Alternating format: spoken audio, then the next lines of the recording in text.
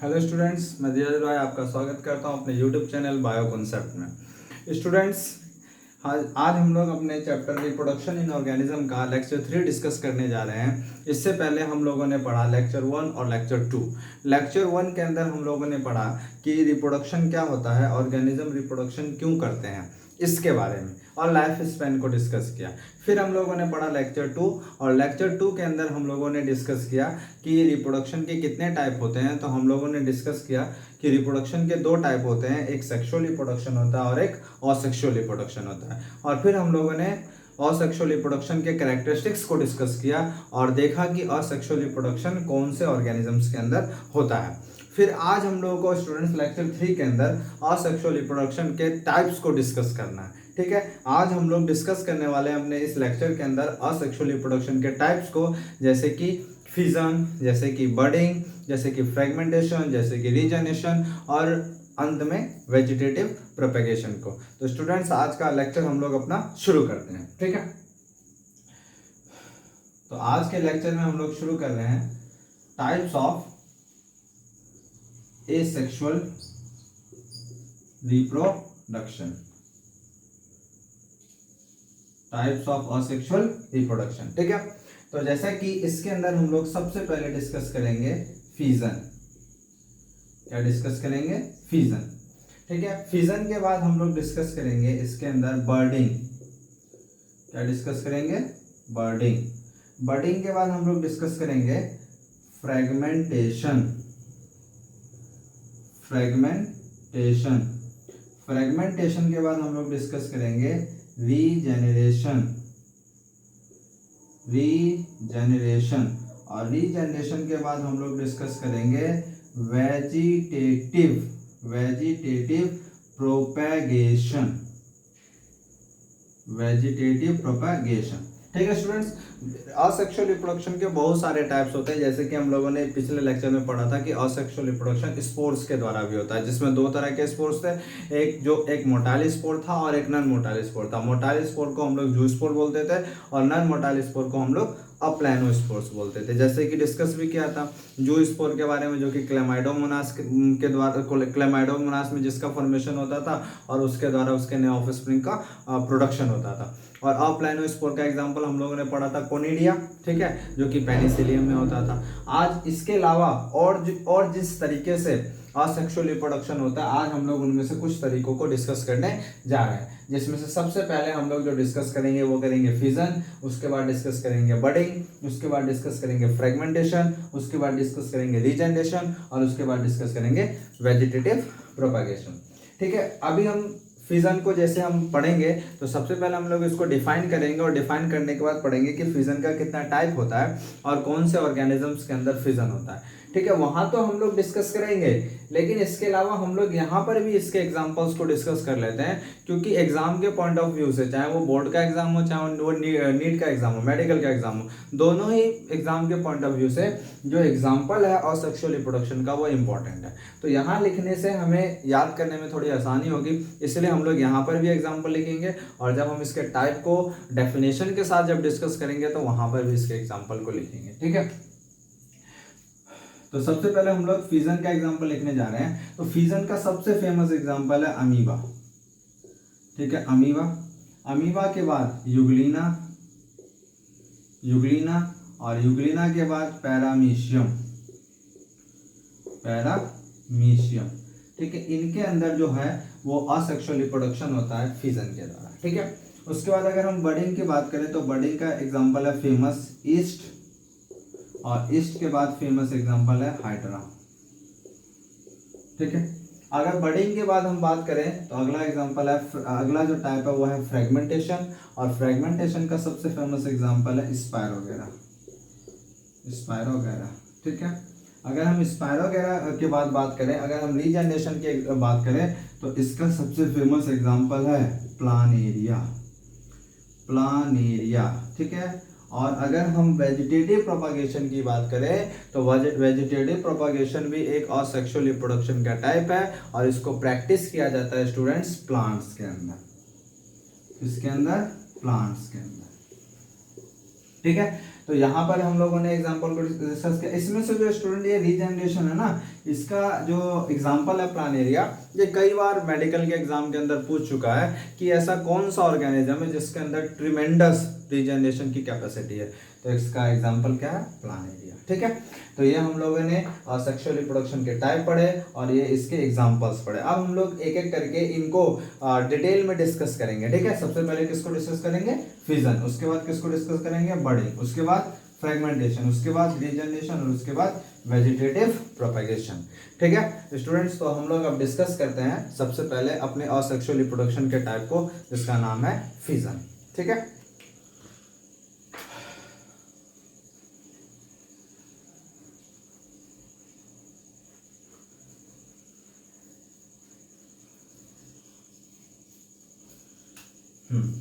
तो सबसे पहले हम लोग पढ़ने जा रहे हैं फिजन।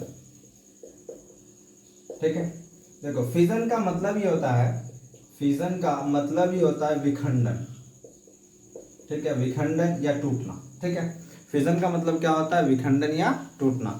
जैसे कि इसके नाम से ही साफ साफ पता चल रहा है कि इसके अंदर जो पेरेंट ऑर्गेनिज्म होगा, यानी कि जो ऑफस्प्रिंग को प्रोड्यूस करेगा, नई संतान को जो उत्पन्न करेगा, वो टूट जाएगा और टूट करके डाउटर इंडिविजुअल में या डाउटर ऑर्गेनिजम्स में चेंज हो जाएगा। उसको हम लोग क्या बोलते हैं? फिजन बोलते हैं।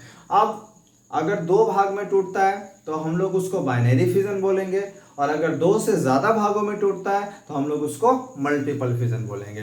तो पहले हम लोग फिजन को डिफाइन कर लेते हैं। फिजन क्या है? इट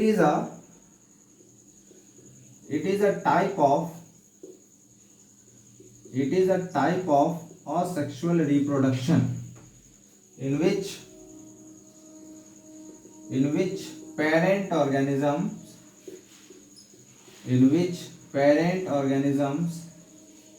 divide into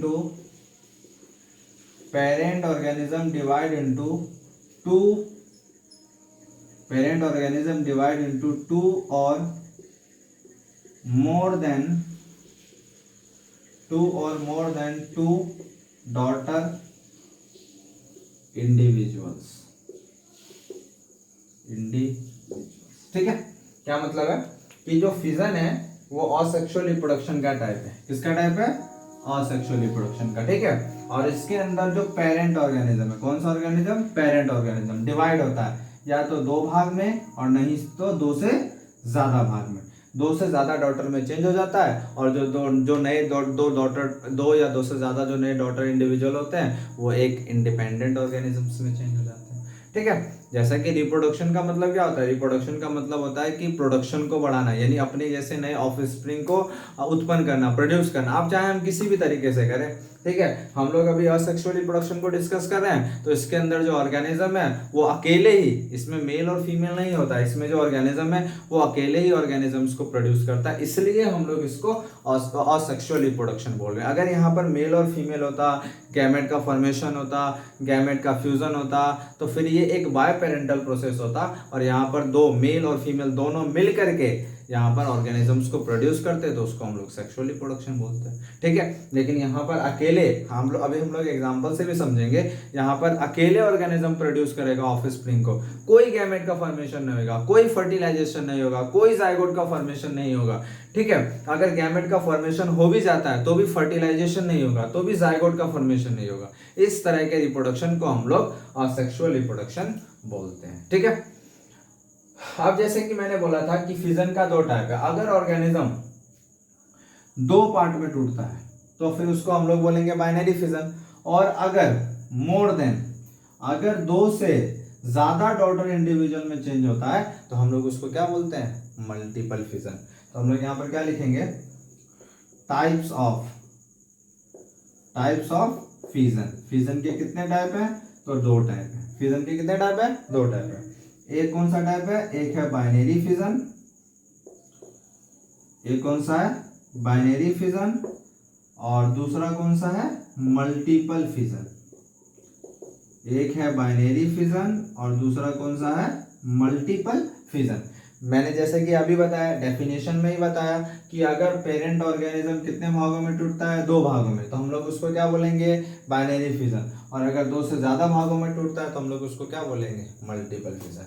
ठीक है, तो अब हम लोग एक एक करके जो फिजन है उसके टाइप को डिस्कस करते हैं। सबसे पहले हम लोग डिस्कस करेंगे बाइनरी फिजन को, और बाइनरी फिजन के बाद हम लोग डिस्कस करेंगे मल्टीपल फिजन को। ठीक है, तो अब हम लोग हेडिंग बनाते हैं बाइनरी फिजन। तो आशा करता हूँ ये आपको समझ में आया होगा कि फिजन क्या होता है। जैसे कि मैंने बताया कि यह सेक्सुअल रिप्रोडक्शन का टाइप है जिसके अंदर पेरेंट ऑर्गेनिज्म जो है वो टूट जाता है 2 या 2 से अधिक भागों में, और जितने भागों में टूटता है, जितने पार्ट्स में टूटता है, वो प्रत्येक जो पार्ट है वो नए इंडिविजुअल में चेंज हो जाता है। एग्जाम्पल लेकर के हम अभी समझेंगे तो आपको ज्यादा बेटर समझ में आएगा। ठीक है, तो हेडिंग बनाते हैं हम लोग binary fission.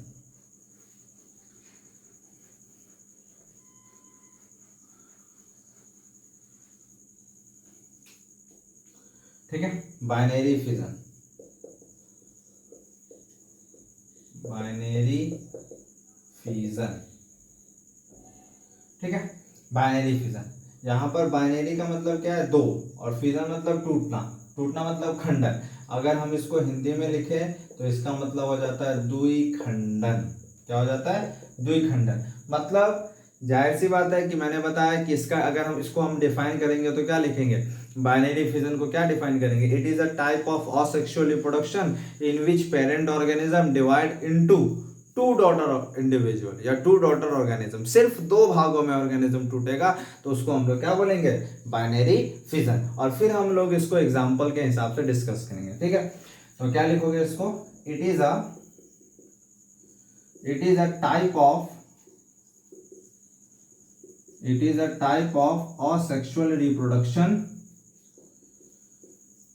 in which parent organisms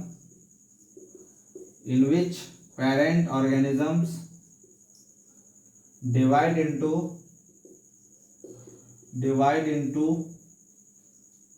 2 daughter individuals। ठीक है, क्या बोला इसमें, इसका कीवर्ड क्या है, 2। ठीक है, कि बाइनरी फिजन जो है ये भी किसका टाइप है, असेक्सुअल रिप्रोडक्शन का। और इसके अंदर कौन ऑर्गेनिज्म, पेरेंट ऑर्गेनिज्म। कितने भागों में डिवाइड हो जाता है, 2 भागों में डिवाइड हो जाता है। Divide into 2 daughter individuals. ठीक है, अब हम लोग इसमें सिर्फ ऑर्गेनिज्म सिर्फ 2 डॉटर इंडिविजुअल में डिवाइड होगा। अब हम लोग इसको एक एग्जांपल की सहायता से डिस्कस करेंगे। ठीक है, और इसका जो सबसे फेमस एग्जांपल है वो हम लेंगे, वो क्या है, अमीबा। क्या लेंगे, अमीबा। ठीक है, और भी एग्जांपल है, यूग्लिना है, पैरामीशियम है। ठीक है, यूग्लिना है, पैरामीशियम है, लेकिन उसको हम लोग अलग तरीके से अब यहाँ पर डिस्कस करेंगे। वो बाइनरी फिजन में डिस्कस करेंगे लेकिन अलग तरीके से डिस्कस करेंगे। ठीक है, पहले हम लोग अमीबा को डिस्कस करते हैं। ठीक है, ये देखिए, ये एक अमीबा है और ये अमीबा का न्यूक्लियस है। आपको पता है कि अमीबा का कोई रेगुलर शेप और साइज नहीं होता है। ठीक है, और ये अमीबा चूंकि इसी के द्वारा नए ऑफस्प्रिंग का प्रोडक्शन होगा, इसलिए हम लोग इस अमीबा को क्या बोलेंगे, इस अमीबा को बोलेंगे पेरेंट अमीबा। क्या बोलेंगे, पेरेंट अमीबा। ठीक है, अब क्या होगा कि इसके अंदर फिजन का प्रोसेस स्टार्ट होगा। क्या होगा, इसके अंदर फिजन का प्रोसेस स्टार्ट होगा। और फिजन का प्रोसेस जब स्टार्ट होगा तो इसका साइज जो है वो धीरे धीरे बड़ा होना शुरू हो जाएगा। ठीक है, इस तरीके से। ठीक है, बड़ा होना शुरू हो जाएगा और ये इसका न्यूक्लियस हो गया। ठीक है, और फिर एक धीरे धीरे ये नीचे की तरफ जाएगा और ये ऊपर की तरफ जाएगा और ये ब्रेक डाउन की तरफ जाएगा और एक ये क्या होगा, बीच में से टूट जाएगा। और टूटने के बाद क्या होगा कि एक डॉटर अमीबा अलग और दूसरा डॉटर अमीबा अलग। ठीक है, तो इसके अंदर हम लोगों ने देखा कि किस तरीके से एक पेरेंट अमीबा टूटा कितने में, 2 डॉटर इंडिविजुअल में, सिर्फ 2 डॉटर इंडिविजुअल में। और ये जो दोनों बने हैं डॉटर इंडिविजुअल, ये बिल्कुल अपने पेरेंट के जैसे होंगे। क्योंकि मैंने पहले भी बताया था जब हम लोगों ने असेक्सुअल रिप्रोडक्शन के कैरेक्टरिस्टिक्स को डिस्कस किया था, तो वहां पर भी मैंने बताया था कि जो असेक्सुअल रिप्रोडक्शन का जो ऑफस्प्रिंग होता है, जो संतान होती है, वो बिल्कुल अपने पेरेंट के सेम होती है, चाहे मॉर्फोलॉजिकली हो और चाहे वो जेनेटिकली हो, सेम हो। मतलब हम ऐसा बोल सकते हैं कि इस अमीबा का डीएनए, इस अमीबा का डीएनए और इस अमीबा का डीएनए, तीनों का डीएनए जो है वो बिल्कुल सिमिलर होगा, क्योंकि यहाँ पर ऑफस्प्रिंग का प्रोडक्शन सिर्फ और सिर्फ एक पेरेंट के द्वारा हुआ है, इसलिए हम लोग इसको असेक्सुअल रिप्रोडक्शन बोल रहे हैं। और इसके अंदर जो पेरेंट ऑर्गेनिज्म है वो दो डॉटर इंडिविजुअल में टूटा है, इसलिए हम लोग इसको बाइनरी फिजन बोल रहे हैं। ठीक है, अगर ये दो से ज्यादा पार्ट में डिस्ट्रॉय हुआ होता तो हम लोग इसको क्या बोलते हैं, मल्टीपल फिजन। उसको भी डिस्कस करेंगे हम लोग, लेकिन पहले हम लोगों ने किसको डिस्कस किया, बाइनरी फिजन को। Binary fission generally favourable condition में होता है, अगर रिप्रोडक्शन का के लिए कंडीशन फेवरेबल हो तो वहां पर बाइनरी फिजन होता है अमीबा के अंदर, और अगर अमीबा के लिए रिप्रोडक्शन के लिए कंडीशन अनफेवरेबल हो, ठीक है, तो वहां पर अमीबा जनरली मल्टीपल फिजन करता है। ठीक है, तो यहाँ हम लोगों ने पढ़ा बाइनरी फिजन। ठीक है, तो ये आपको समझ में आया कि कैसे एक पेरेंट अमीबा चेंज हो गया डॉटर अमीबा में। ये कौन सा अमीबा है, डॉटर अमीबा, और ये भी कौन सा अमीबा है, डॉटर अमीबा। ठीक है, और साथ ही साथ मैंने यहाँ पर क्या बोला कि जो पेरेंट है और डॉटर है, मतलब ये वाला पेरेंट और ये डॉटर, और ये दोनों डॉटर आपस में तीनों के तीनों मॉर्फोलॉजिकली और जेनेटिकली बिल्कुल एक दूसरे के सिमिलर होंगे, क्योंकि ये कौन सा रिप्रोडक्शन है, असेक्सुअल रिप्रोडक्शन। और असेक्सुअल रिप्रोडक्शन के अंदर मैंने आपको बताया है कि इसके अंदर ऑफस्प्रिंग का प्रोडक्शन सिर्फ एक पेरेंट के द्वारा होता है, इसलिए इनके जो भी ऑफस्प्रिंग होते हैं वो आपस में और पेरेंट से बिल्कुल और बिल्कुल सिमिलर होते हैं, मॉर्फोलॉजिकली भी और जेनेटिकली भी। ठीक है, तो ये हम लोगों ने पढ़ा। अब देखो स्टूडेंट्स, बाइनरी फिजन का भी टाइप होता है। ठीक है, जैसा कि हम लोगों ने पढ़ा कि फिजन का दो टाइप, एक बाइनरी फिजन और दूसरा मल्टीपल फिजन, जो कि हम लोग जिसमें कि हम लोग बाइनरी फिजन को डिस्कस कर रहे हैं। ठीक है, अब बाइनरी फिजन का भी टाइप होता है। ठीक है, बाइनरी फिजन का दो टाइप कौन सा होता है, एक बाइनरी फिजन होता है लॉन्गिट्यूडनल और एक बाइनरी फिजन होता है ट्रांसवर्स। तो अब हम लोग उसको भी डिस्कस करते हैं। ठीक है,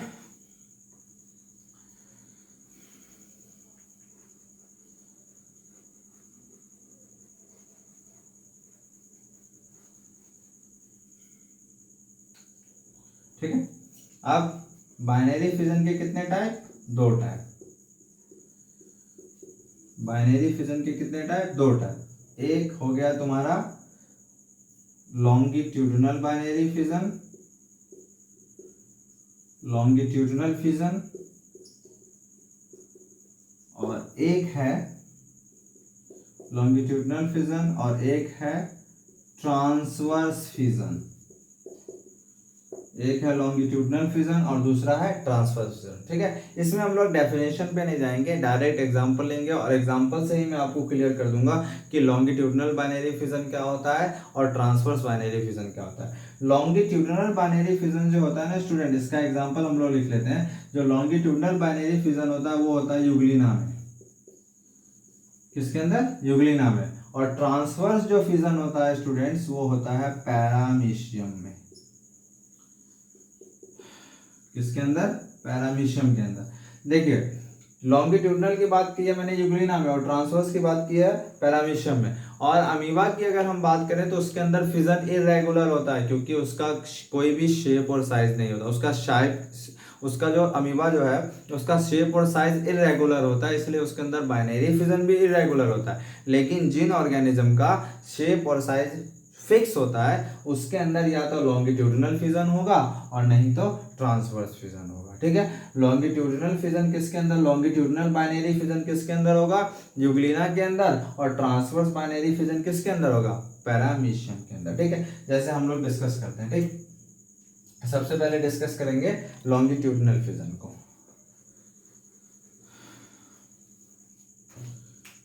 सबसे पहले डिस्कस करेंगे लॉन्गिट्यूडनल बाइनरी फिजन, इसको। ठीक है, लॉन्गिट्यूडनल का मतलब होता है कि जो लंबी हो, लॉन्गिट्यूडनल मतलब जो लंबी हो। सबसे पहले तो हम लोग यूग्लिना का डायग्राम बना लेते हैं, यूग्लिना होता कैसे। ठीक है, इस तरीके से होता है, इसका यहाँ पर एक फ्लैजिला और एक फ्लैजिला यहाँ पर। ठीक है, ये हो गया यूग्लिना। इसका हमने सिर्फ बाहरी डायग्राम बनाया है। ठीक है, ये क्या, यूग्लिना। अब इसके अंदर मैंने कौन सा बाइनरी फिजन बोला है, लॉन्गिट्यूडनल। तो होगा क्या है कि ये जो डिवाइड होगा वो इस तरीके से डिवाइड होगा, अमीबा जो डिवाइड होगा इस तरीके से डिवाइड होगा। इस लाइन को कौन सी लाइन बोलते हैं, इस लाइन को बोलते हैं लॉन्गिट्यूडनल लाइन। और अगर इस तरीके से कोई डिवाइड होगा तो उसको क्या बोलेंगे, लॉन्गिट्यूडनल फिजन। तो यहाँ पर दो भाग में डिवाइड हो रहा है इसलिए बाइनरी भी लगा देंगे, तो क्या हो गया, लॉन्गिट्यूडनल बाइनरी फिजन। ठीक है, तो ये किसको दर्शा रहा है, लॉन्गिट्यूडनल बाइनरी फिजन। और इसका एग्जांपल कौन सा, यूग्रेना। ठीक है, आपको समझ में आ गया होगा। अब हम लोग बात करेंगे बाइनरी फिजन के दूसरे टाइप की। तो बाइनरी फिजन का दूसरा टाइप कौन सा है, ट्रांसवर्स बाइनरी फिजन। वो आपको अब समझ में आ ही गया होगा कि मैं क्या कहना चाह रहा हूँ। ठीक है, transverse binary fission, transverse binary fission. ठीक है, अब देखो ट्रांसवर्स बाइनरी फिजन क्या होता है, इसका क्या एग्जांपल बताया मैंने, वर्टिसेला में भी होता है और पैरामीशियम में भी होता है। ठीक है, तो यहाँ देखो ट्रांसवर्स का एग्जांपल मैंने क्या बोला, पैरामीशियम। ठीक है, पैरामीशियम। देखो पैरामीशियम का डायग्राम बनाएंगे कुछ इस तरीके से। ठीक है, कुछ इस तरीके से, है ना। और इसके अंदर जो ये डिवाइड होगा ऐसे, ठीक है, इसके अंदर जो लाइन जाएगी वो क्या होगा, ट्रांसवर्सली जाएगी। और क्या हो रहा है, ट्रांसवर्स जाने के कारण इसके अंदर फिजन हो रहा है। और कितने भाग में फिजन हो रहा है, दो भाग में, इसलिए हम लोग इसको क्या बोलेंगे, ट्रांसवर्स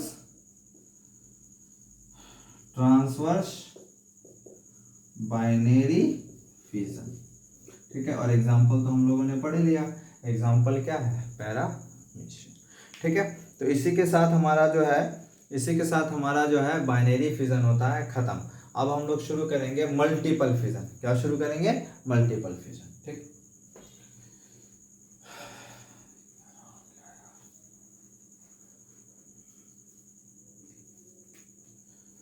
मल्टीपल फिजन। ठीक है, जैसा कि स्टूडेंट मैंने बोला क्या कि अगर अमीबा के लिए मल्टीपल फिजन अमीबा में भी होता है और प्लाज्मोडियम में भी होता है। ठीक है, जैसा कि स्टूडेंट मैंने आपको बताया कि अगर कंडीशन रिप्रोडक्शन के लिए फेवरेबल है अमीबा के लिए, तो वहाँ पर जो रिप्रोडक्शन होता है या फिजन होता है वहाँ बाइनरी फिजन होता है। लेकिन अमीबा के लिए अगर कंडीशन रिप्रोडक्शन के लिए फेवरेबल नहीं है तो वहाँ पर जो रिप्रोडक्शन होता है या फिजन होता है वो होता है मल्टीपल फिजन। जैसा कि इसके नाम से पता चल रहा है, बाइनरी फिजन के नाम से पता चल रहा था, क्या नाम से पता चल रहा था कि उसके अंदर जो ऑर्गेनिजम्स डिवाइड होगा वो कितने भाग में डिवाइड होगा, दो पार्ट में। और यहाँ पर ऑर्गेनिज्म कितने पार्ट में डिवाइड होगा, दो से ज्यादा पार्ट में, इसलिए इसको हम लोग क्या बोल रहे हैं, मल्टीपल फिजन। ठीक है, हम लोग इसको कैसे डिफाइन करेंगे, हम लोग इसको डिफाइन करेंगे, it is a type of asexual reproduction in which organism divide into more than two daughter individuals,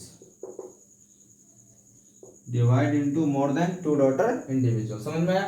multiple fission क्या है, मल्टीपल फिजन जो है और सेक्सुअल रिप्रोडक्शन का टाइप है जिसके अंदर जो ऑर्गेनिज्म है वो दो से ज्यादा भागों में डिवाइड होता है। ठीक है, क्या क्या की पॉइंट है इसके अंदर, असेक्सुअल रिप्रोडक्शन। ठीक है, और जो ऑर्गेनिज्म है, कौन सा ऑर्गेनिज्म, पेरेंट ऑर्गेनिज्म।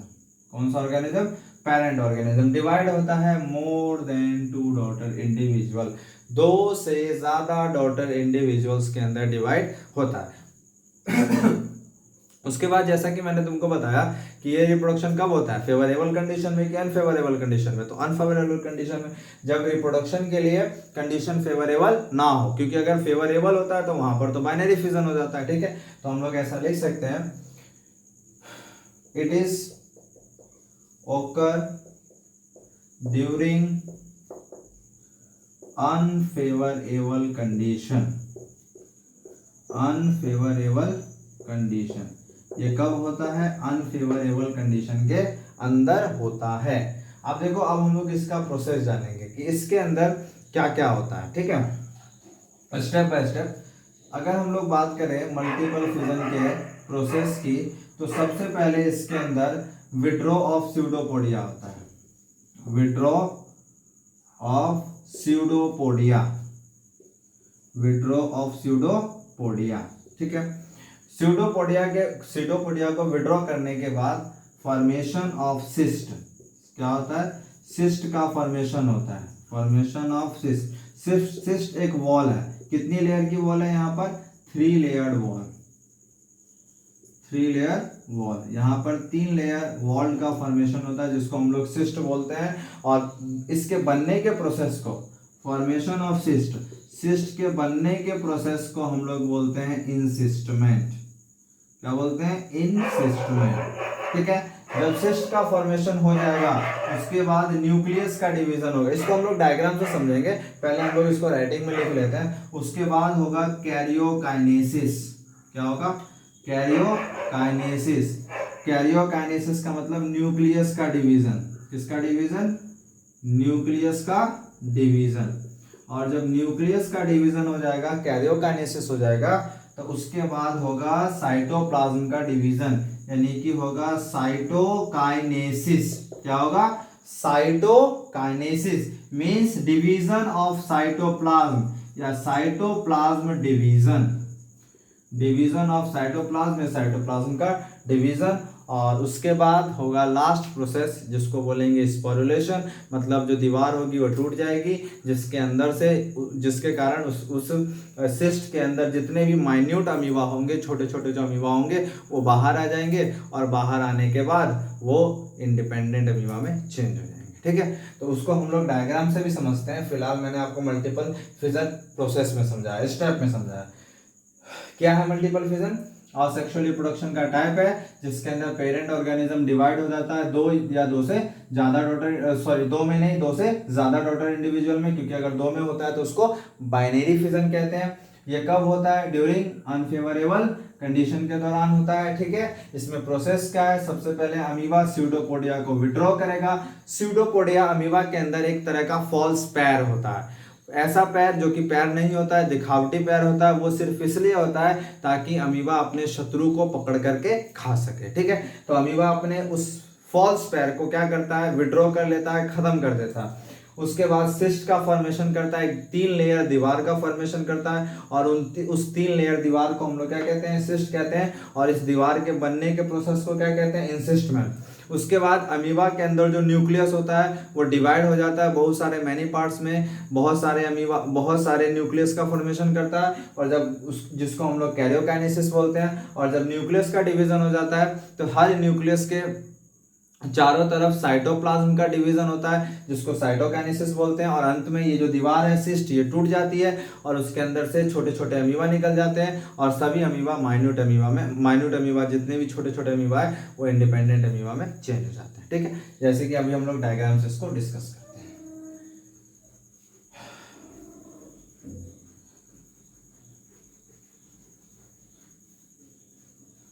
ठीक है, देखो जैसे कि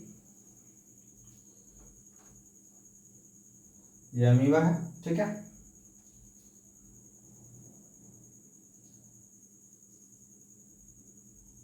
अमीबा है, यहां पर इसका स्यूडोपोडिया होगा, यहां पर क्या होगा, इसका स्यूडोपोडिया। ठीक है, कंडीशन रिप्रोडक्शन के लिए फेवरेबल नहीं है, तो अब अमीबा क्या करेगा, अपने स्यूडोपोडिया को विड्रॉ कर लेगा। ठीक है, withdraw of pseudopodia, withdraw of pseudopodia, pseudopodia को विड्रॉ कर लिया।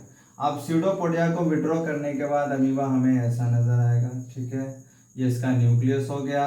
और ठीक है, उसके बाद फिर ये 3 लेयर वॉल बना लेगा इस तरीके से। ठीक है, 3 लेयर वॉल बन गया। और इसी 3 लेयर वॉल को हम लोग क्या कहते हैं, सिस्ट। और इसके बनने के प्रोसेस को क्या बोलते हैं, इंसिस्टमेंट। अब इसके अंदर क्या होगा, अब इसके अंदर होगा कैरियोकाइनेसिस। अब इसके अंदर क्या होगा, कैरियोकाइनेसिस, यानी न्यूक्लियस का डिवीजन। मैंने बताया कैरियो मतलब होता है न्यूक्लियस, कैरियो मतलब क्या होता है, न्यूक्लियस। और काइनेसिस मतलब क्या होता है, डिवीजन, यानी न्यूक्लियस का डिवीजन। यानी जो अमीबा है न्यूक्लियस का डिवीजन होगा, यानी ये हो गया इसका सिस्ट 3 लेयर। ठीक है, और उसके बाद इसके अंदर जो न्यूक्लियस है वो छोटे, ये जो न्यूक्लियस है मेन न्यूक्लियस, ये डिवाइड करेगा और वो छोटे छोटे बहुत सारे न्यूक्लियस बना लेगा, ठीक है। और इसके चारों तरफ साइटोप्लाज्म हो गया, किसी भी सेल के अंदर साइटोप्लाज्म होता है, ठीक है। अब इसके अंदर होगा साइटोकाइनेसिस। साइटोकाइनेसिस में आपको ऑलरेडी बता चुका हूँ, साइटोप्लाज्म का डिवीजन होगा। ये देखो, ये हो गया इसका फर्स्ट लेयर, ये हो गया इसका सेकंड लेयर और ये हो गया इसका थर्ड लेयर, ठीक है। और ये जो न्यूक्लियस है, न्यूक्लियस के चारों तरफ साइटोप्लाज्म आ जाएगा इस तरीके से। न्यूक्लियस के चारों तरफ क्या हुआ, साइटोप्लाज्म आ गया, ठीक है, इस तरीके से, ठीक है। अब कंडीशन फेवरेबल आ गई। अब कंडीशन क्या आ गई, रिप्रोडक्शन के लिए फेवरेबल। और अब होगा स्पोरुलेशन। अब क्या होगा, स्पोरुलेशन। स्पोरुलेशन कहने का मतलब है कि ये जो दीवार है ये टूट जाएगी, बर्स्ट हो जाएगी, और बर्स्ट होने के बाद स्पोरुलेशन होगा, दीवार बर्स्ट हो जाएगी। और बर्स्ट होने के बाद ये जितने माइन्यूट अमीबा निकले हैं यहाँ पर, ये जितने माइन्यूट अमीबा निकले हैं ये चेंज हो जाएंगे किसके अंदर, मैच्योर अमीबा के अंदर आफ्टर सम टाइम्स, ठीक है। तो ये था स्टूडेंट्स मल्टीपल फिजन। फिर से मैं आपको एक बार बता देता हूँ। सबसे पहले ये अमीबा था जो कि अनफेवरेबल कंडीशन में, जो कि बाइनरी फिजन नहीं कर सकता। तो सबसे पहले ये स्यूडोपोडिया को विड्रॉ करेगा। स्यूडोपोडिया को विड्रॉ करने के बाद ये 3 लेयर वॉल बनाएगा, और उस 3 लेयर वॉल को हम लोग क्या बोलते हैं, सिस्ट। और सिस्ट बनने के बाद इसके अंदर जो न्यूक्लियस है उसके अंदर डिवीजन होगा, जिसको हम लोग कैरियोकाइनेसिस बोलेंगे, जिसके कारण बहुत सारा न्यूक्लियस बन जाएगा। उसके बाद इस सेल के अंदर जो साइटोप्लाज्म है उसका डिवीजन होगा, जिसके कारण छोटे छोटे माइन्यूट अमीबा बन जाएंगे। और उसके बाद ये सिस्ट टूट जाएगी, और टूटने के बाद ये छोटे छोटे अमीबा जो इसके अंदर है वो निकल जाएंगे, और आफ्टर सम टाइम्स ये मैच्योर अमीबा में चेंज हो जाएंगे, ठीक है। सो स्टूडेंट्स, आज की क्लास में हम लोगों ने असेक्सुअल रिप्रोडक्शन के एक टाइप को डिस्कस किया, और वो कौन सा टाइप था, वो था फिजन। फिर हम लोगों ने फिजन के टाइप को डिस्कस किया। इसके 2 टाइप है, एक बाइनरी फिजन और एक मल्टीपल फिजन, ठीक है स्टूडेंट्स। तो आज के लेक्चर को हम लोग यहीं समाप्त करते हैं, और आज हम लोगों ने असेक्सुअल रिप्रोडक्शन के एक टाइप को डिस्कस किया। अब अगले क्लास में या अगले लेक्चर में हम लोग डिस्कस करेंगे इसके और दूसरे टाइप को, बडिंग को, फ्रेगमेंटेशन को, रीजनरेशन को, और उसके बाद वेजिटेटिव प्रोपेगेशन को, ठीक है स्टूडेंट्स। तो आशा करता हूँ आपको समझ में आया होगा, और अगर आपको वीडियो पसंद आए तो सब्सक्राइब, लाइक और कमेंट करें। थैंक यू, और शेयर करें।